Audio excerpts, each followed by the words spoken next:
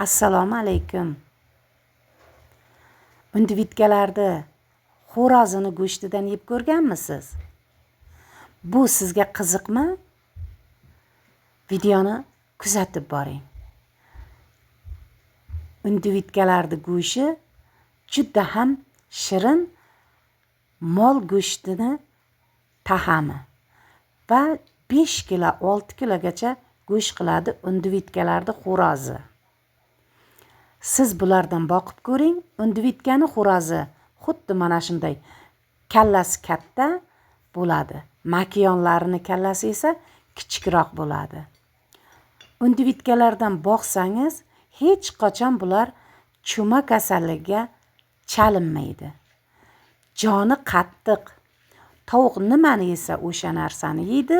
Faqatgina bir kattaroq mana bunday ariqchangiz bo'lsa yo hovuzcha yasab bersangiz, yonida o't bo'lsa, sizga makiyonlari tuxum qiladi. Bu foyda. Xo'rozlari esa 5 kilo 6 kilogacha go'sht qiladi. Go'sht yo'nalishda boqsangiz, bozorlardan, jo'jachalardan sotib olishda shu boshlari kattarog'idan olsangiz, bular xo'rozlari bo'ladi.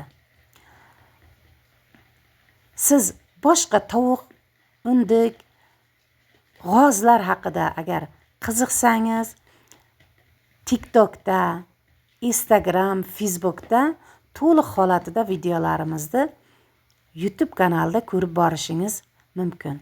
Qarang, individkalar ovqatlanyapti, suv yonida o't bor.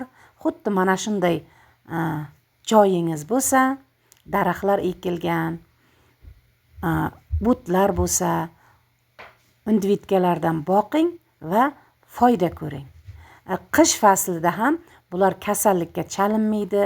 Agar tovuqlaringiz bo'lsa, oldida tursa, tovuqlarni nafasi bilan emlaydi.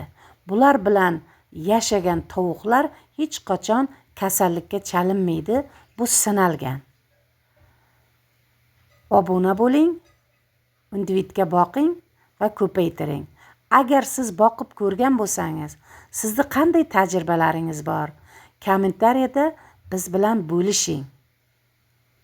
Sog' va salomat bo'ling.